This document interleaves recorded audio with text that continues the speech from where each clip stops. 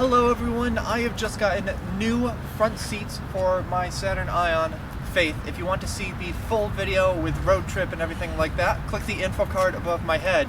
But today we're going to install them and I'm going to teach you how to swap the front seats on a Saturn ION.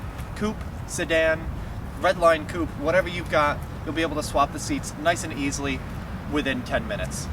In order to swap the seats, you are going to need only one tool, and that is a 15mm socket wrench. If you don't have a 15mm, a standard Imperial 5/8 works all right. First thing to do is to move your seat all the way forward. And this whole process is going to be a lot easier if you have a coupe rather than a sedan. Unhook your seatbelt here.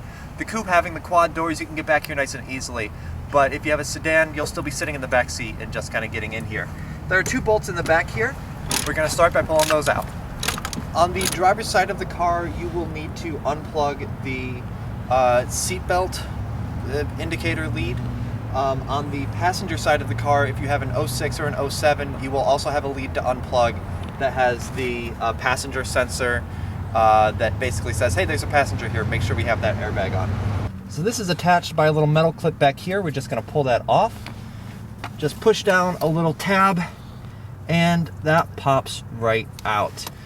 With that unplugged, now all you do is just tilt this forward and pull it out. And back a little bit. There we go. So get my foot out of there.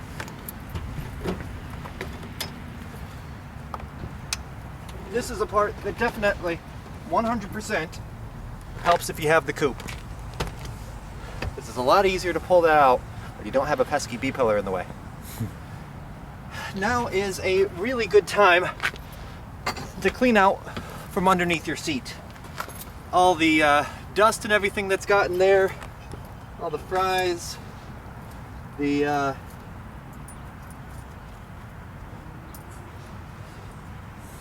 57 cents. Get this cleaned out a little bit and then pop the new ones in. Once you've got the passenger seat out, admire the kind of neat look of your car with no front seats, especially with the back seats down. It's just gonna drive itself, right? Not quite. It's time to get some seats in so that we can keep driving it and do so in style. It'll help if you have a friend with you. You're gonna make sure that the front clips are lined up first. Make sure that they are even with each other. Line them up, drop them in, and then rock the seat back and get those rear bolts attached. I'm attaching a passenger seat that does not have the airbag seatbelt sensor that the stock passenger seat does. I'm not sure what the effects of that are going to be, but Editor Me knows, and Editor Me can drop that right here, as well as any potential solutions or problems that may crop up with that. Or rather than Editor Me, it will just be me from the future who has done a whole lot of research into this recently. It is not possible to just jump something in the fuse box. It's not possible to take that connector and jump that and say, hey, yes, there's a thing in it, because it's actually a pretty complicated signal that the airbag system gets from the passenger sensing system. So it is built into the passenger seat. There is actually a pad in here just under the seat here that senses weight, senses pressure.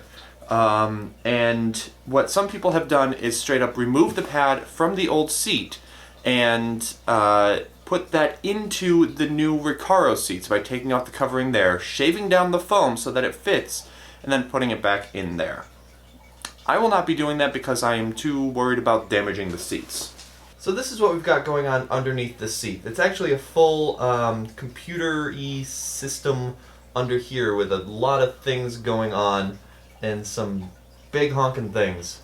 I haven't quite taken it apart yet. This is what connects to the car. Connects through this little bit that is the seatbelt sensor. Comes up to here and plugs in here. And then this whole thing out here connects to the pad. It's not that, but this goes out and connects to the airbag pad. So stay tuned for another video on bypassing the passenger presence system in the Saturn ION. But for now, for the chair installation, I send it back over to myself back in North Carolina. One thing I noticed while taking the seats out is that the headrest kind of got in the way. The seats that I'm putting in have an even taller headrest. So if you push them all the way down, that is going to help, but it's actually going to help even more if you take them out. So pull them all the way up, push in the little tab here that gets you an extra ½ inch or so, and then you can use a paper clip or like an awl or something. I just have a really tiny Torx bit from a screwdriver. Just pushes into here, and that lifts right out. On the passenger side, I folded the seat flat, and that's actually going to make it a little easier for me to take that back home. But on the driver's side, it's not fold flat, and the Recaro seats, and I believe the regular sedan seats are not fold flat either. So pulling out the headrest is going to help you out a lot, fit them in there. And there we go, we have got our new seats installed. I'm super happy with them, and it was really simple. It took us probably about half an hour, all told, to pull the old seats out and put the new ones in. Now all I've got to do is load the old seats into the car somewhere and drive back up to New York. So again, if you're interested in seeing that road trip video, you can follow the info card that was at the beginning of the video, or the end card that will be at the end, or a link in the video description. Thank you guys so much for watching this how-to, a serious one for once, and I will see you guys next time. Have a good one.